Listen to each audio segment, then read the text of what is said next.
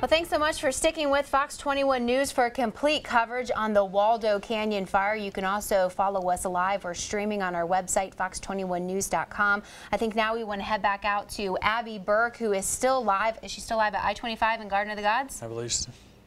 Okay, so she is actually live into some of the neighborhoods where evacuees are lucky enough to be returning home tonight. Abby? Hey guys, I'm off a Point of the Pines Drive and I just followed the Picard family and I'm joined now with Dave. Dave, tell me, what's it been like over the past couple of days? It's been a little bit nerve-wracking just not kind of knowing what's going on. I mean, media's done a great job of covering things, but it's nice to be home. It's nice that our house was never really majorly threatened at all, but that the fear of the unknown is definitely stays with you through the whole time. Were you here Tuesday night when chaos kind of broke out? I did. I got home about 4:30 that day and came up the drive, and my fiance had already called me and said how smoky it was. Couldn't really see down the street. So we went inside.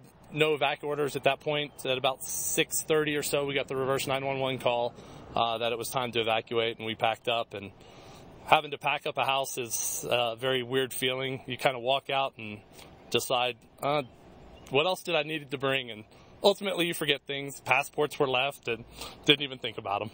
So were you ready to go, or was it kind of just panic at the last minute? It was panic at the last minute. We never thought, we looked at our house and where it was and never really thought it would ever threaten this direction. So it's a good thing to kind of be prepared, at least know what you're going to get. When you left, was there a thought in your mind that maybe you wouldn't be coming home? We kind of thought that the fire, if it got over this way, it was worse than worse could be. But we had faith that the firefighters were going to do what they could and keep things at bay, and ultimately they did. So we're very fortunate. So where have you been the past couple of days? What have you guys been doing? Trying to work, trying to keep our mind off of it. We stayed with some friends over on the southwest side of town, and just tried to keep about a normal piece of business. So when you heard the news tonight that you could return home, what was going through your mind? How excited were you? Very. We were tracking the 6 o'clock news briefing to try to understand. We listened to it, tried to understand the map, and that was probably the more frustrating part is, what did he say? What is lifted? What isn't lifted? And no real map to show everything in a good manner was a little bit a piece of, can we go home? Can't we? Screw it, we're going to go home.